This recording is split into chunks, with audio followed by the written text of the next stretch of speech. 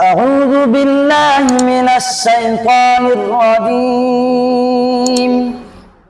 بسم الله الرحمن الرحيم. ولقد آتينا إبراهيم رشده من قبل وكنا به عالمين. إذ قال لأبيه وقومه ما هذه التماثيل التي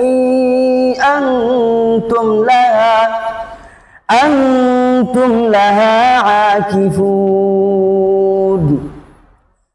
قالوا وجدنا آباءنا لها عابدين.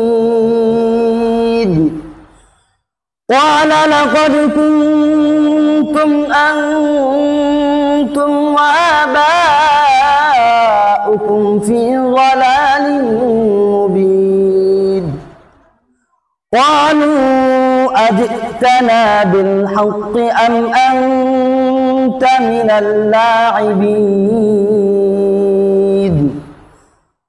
قال بل ربكم رب السماوات والأرض التي فطرهن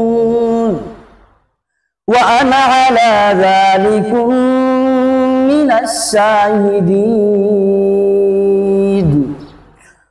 وتالله لأكيدن أصنامكم بعد أن تولوا مدبرين. صدق الله مولانا العظيم.